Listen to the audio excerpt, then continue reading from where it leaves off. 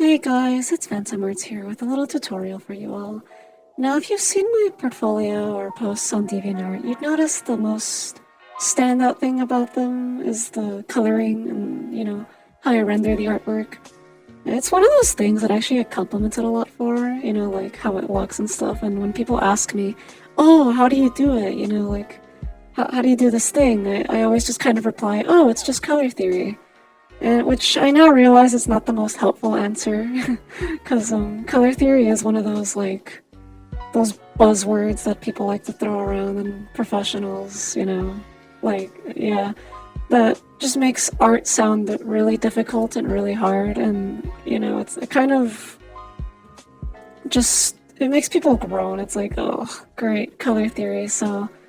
That's why I'm here to kind of sort of break the mold on color theory and simplify it down so that newer people can actually grasp and understand how it works.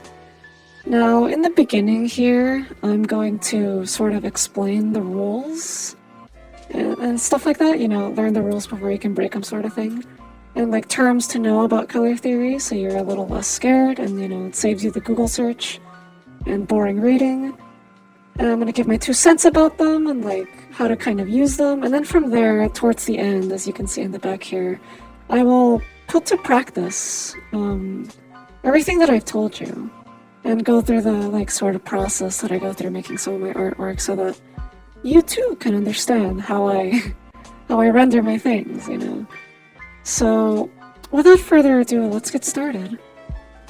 So if I had to simplify color theory, it would be how colors interact between each other and how they kind of give context to each other, if that makes sense. We're all about color contrast. So to kind of show that a little bit, I'm going to draw 2 gray bland spheres.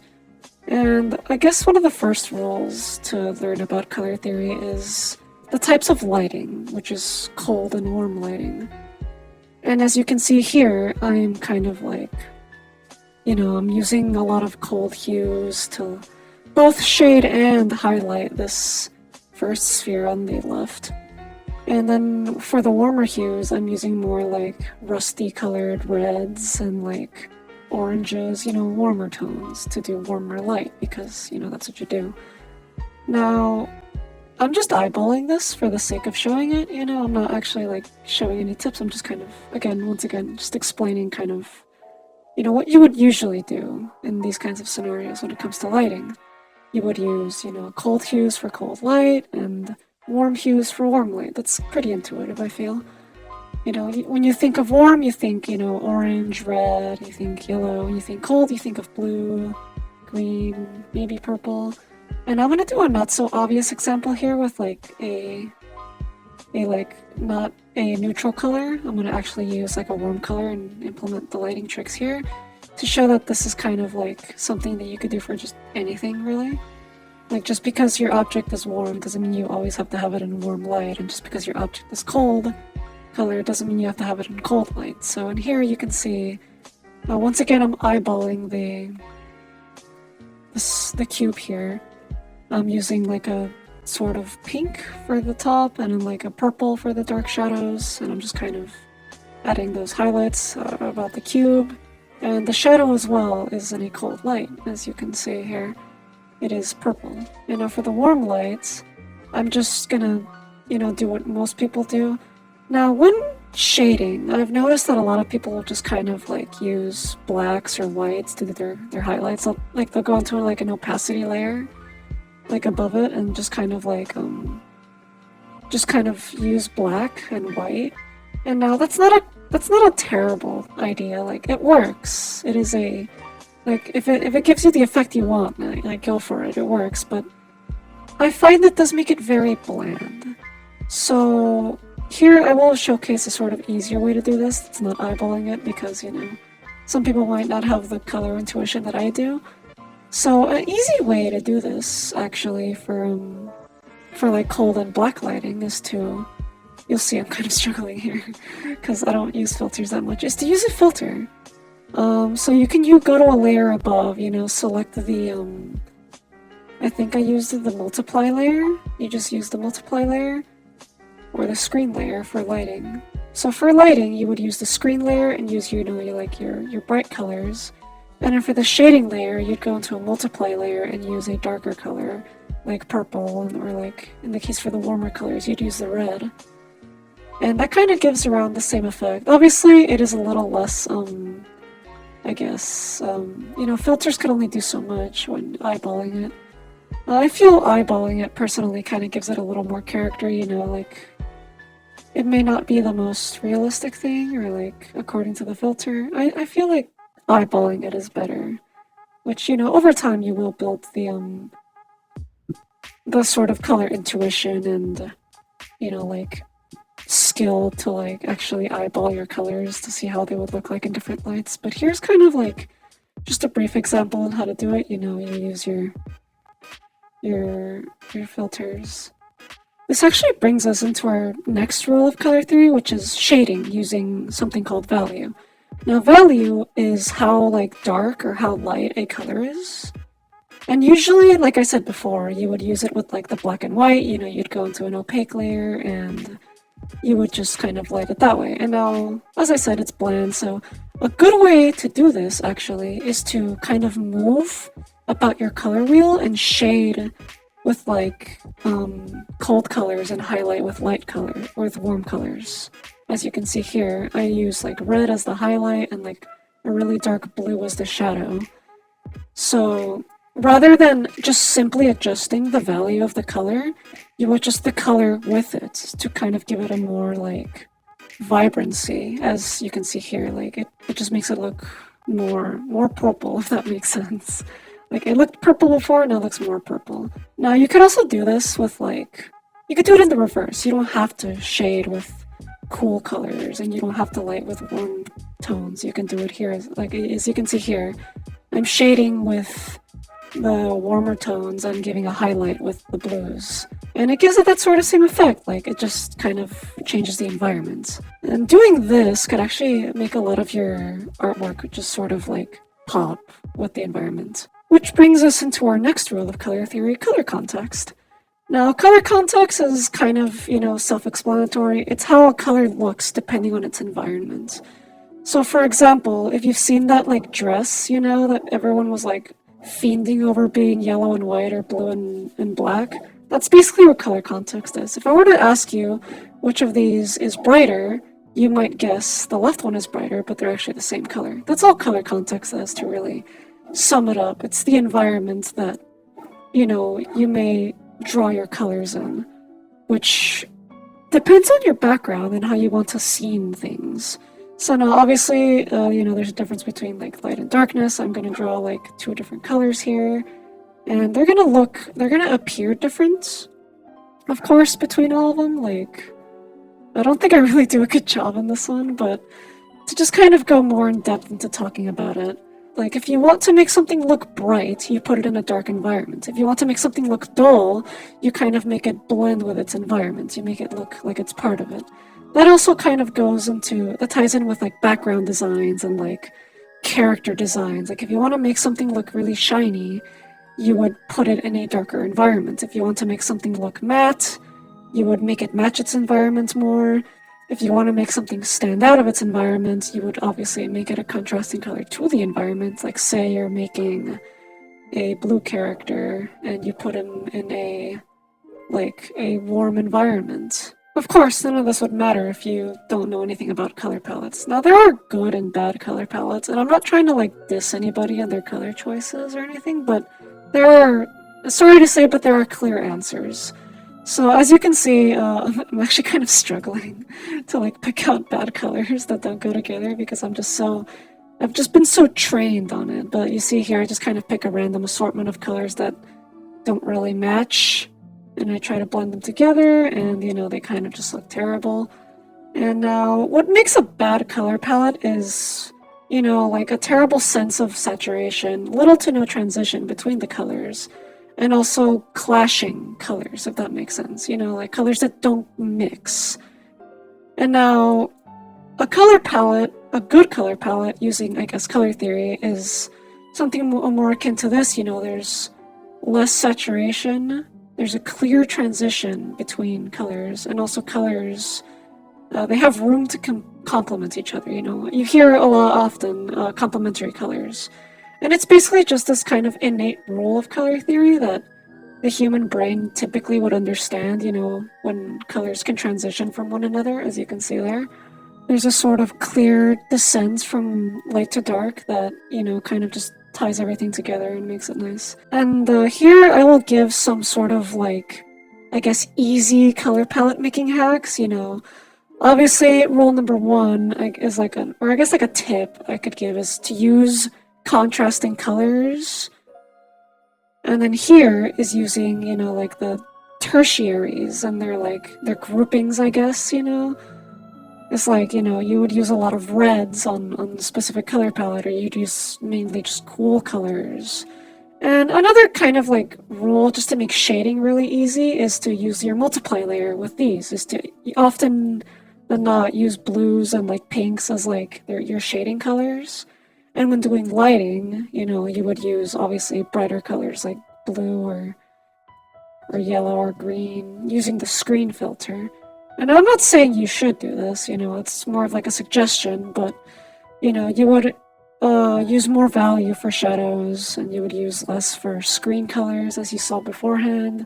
And here's kind of my little, like, I guess screenshot board for, like, choosing a color palette, you know, like, because colors, you know, they're so diverse. You can make a lot with colors. I'll show, like, some real-life pictures here.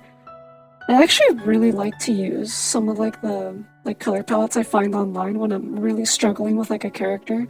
I'll just go online and just search up like nature color palettes or something, and the results are usually really, really good. Like I'll get a good inspiration and a good feel for what I want, and I would suggest doing it if you're ever stuck on trying to like find colors that mix together, because you know it is kind of hard like to pick between the trillions of colors that there are. You know, here I'm actually gonna apply what I've like kind of taught you all, or at least told you, because I feel like I didn't really teach too well. I kind of just yapped for like 12 minutes, but I'll do my best. I'll just kind of go into like some of the deeper nuance when it comes to colors and stuff. Now I'm gonna start by saying, you know, obviously everything I've said is just isn't really like a rule you have to follow. They're like just really, really heavy suggestions. Like, I'm not telling you, oh, stop, like, shading with black and white, or, stop picking colors you think, like, that don't mix, or whatever. Uh, this is all, like a lot of art, it's all about just, you know, how you interpret things and how you choose to do it. Like, that's kind of just the, you know, like, what art is about. It's just trying different things, seeing what works, seeing what doesn't work, and, a lot of times with color, that's usually the case, you know. Like, there'll be times where I color a character and I'm just like, oh god, that color palette sucks. And so I change it and I'm like, I think it looks better, or like, I'll just kind of get stuck in like, like purple, like the purple mood where like all my characters are just purple because I just really like the color purple. As you can tell here by how I sketch it. Try not to pay too much attention to the fact that, you know, my art process is literally just step one, think about it, step two, do it. Instead, we're going to focus on the colors here that, you know, I do implement later for Yude here, my character Yude. And some of the choices I make when making this art piece. Now for this art piece, I really wanted to kind of show, I guess, the essence of color theory, and to like show that like, you can make it work. Like, it doesn't matter like what the rules say, you can make it work.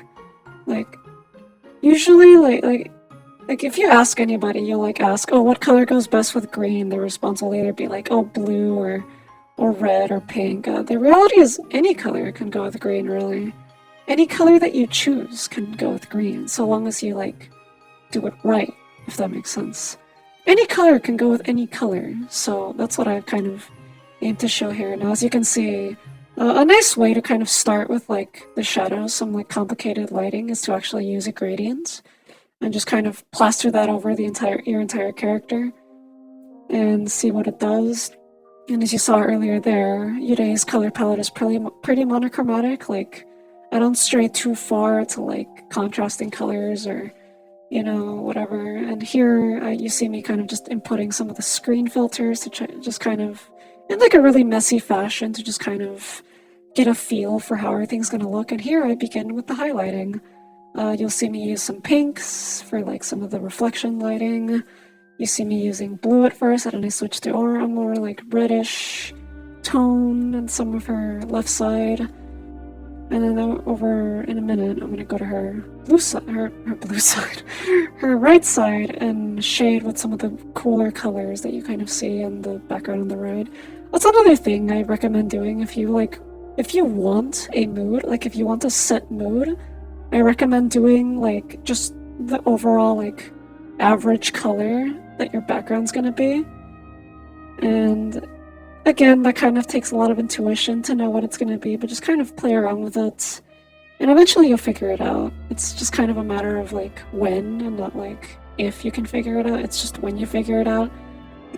Which is a lot of things for art, you know. I'm still kind of like adjusting. Even with this piece, I kind of tried to challenge myself in using some techniques I never really tried before when it came to like mixing colors and like doing things that I don't usually do, and like just stuff like that, just kind of blending things, because I'm doing this entire drawing with the thought that the background will be rainbow colored, which seemed pretty daunting at first, but after kind of getting into it, you know, it kind of just worked out.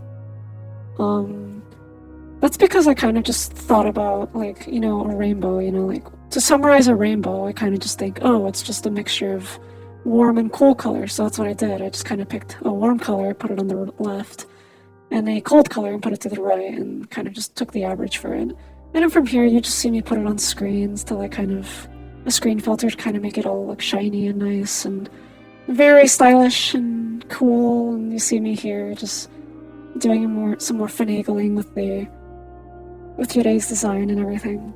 And you can see me doing her glasses here, just kind of trying my best with the filters. Always use filters. Filters are nice.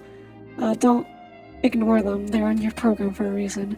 And now here, I'm going to be like highlighting, like this is gonna be like kind of the focal points, I feel, of the artwork, which is where I like kind of mix basically the entire color wheel into one little area. And I'm going to be using the contrasting colors of a lot of cool colors, but then you're going to see me throw in some contrasting colors like pinks, yeah, as you can see right there, to really make this, like, to really draw the eye in, as you can see, you know, into the black hole that Yurei is holding. And from there, I kind of just, you know, I just go with it. I just add filters to kind of make it blend a little easier. I add some effects. And now I suppose is a good time to really just close things out. You'll see later as I do the background, you know, I kind of implement another sort of rule when it comes to art. And like composition is to put lighter colors towards the top and darker colors towards the bottom. You can see me doing with the rainbow effect here. I use some of the brightest colors, which are yellows and greens, put them towards the top, and then I save some of the more darker hues for the bottom to just kind of draw the eye in, you know. And that's about everything I have to say, really. If you found anything useful in this video, I'm happy about that. If you found it didn't really help you that much, oh well, I'm sorry. Do feel free to tell me what I could improve upon. I'm still new to this whole, like, you know, teaching thing. This is just kind of a thing patrons have asked for. And yeah, that's the finished piece. If you enjoyed it, be sure to leave a like, maybe subscribe, I don't know, up to you. And yeah, once again, huge thank you to my patrons, Drekken Long, The Red Nebula, Just Let Me Loom, Ashen Booper, Spice Marin, Brass W, Simbus, Anzuneth, Kata Snake, Alex, Zero Taro, DA Glitchers, Cal Magnum, Gummiest Bear, Not a Friend, Michael Johnson, Obsidian TV, Zuncha, Deperdechi, and Tolakami. And I'll see you in the next tutorial. Bye-bye!